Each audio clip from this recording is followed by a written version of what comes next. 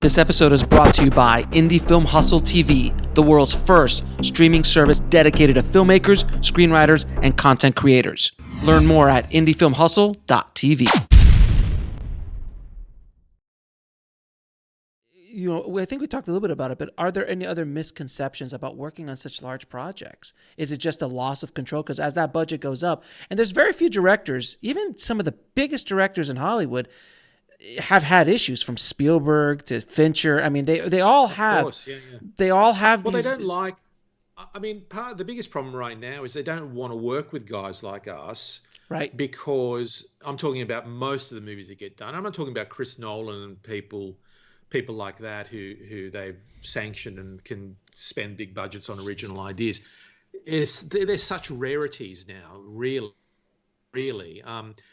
You know, and particularly in the sort of science fiction domain, you know, it's they don't want to work with. I think they want to work with people who are. I mean, I call them puppet masters, right? I call these producers people like the Marvel guys and whatever.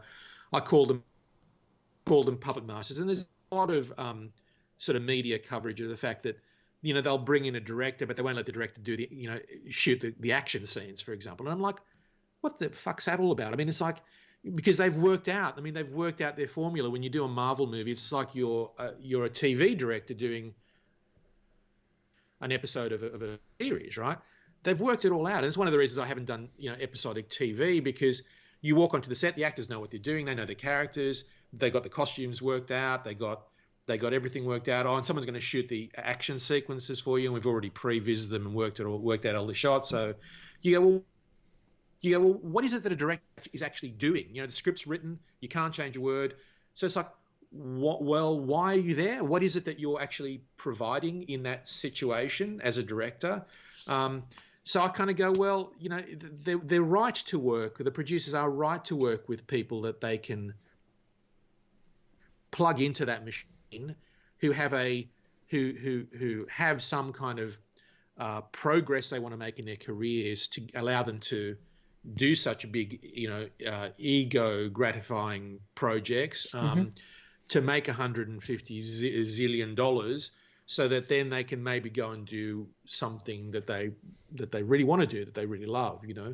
So I mean, I think from a career point of view that makes sense. Unfortunately, I've already been through all that, so all I really care about these days is, I'm not particularly driven by finance.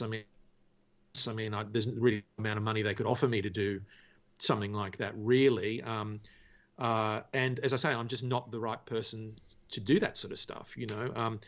I would rather just sit at home and write and work out how I am going to make my films that I really, really care about. Or if there's a great script that's in the you know, range where I know they're going to let me do what I do, you know. I'd have much greater job satisfaction from that sort of stuff.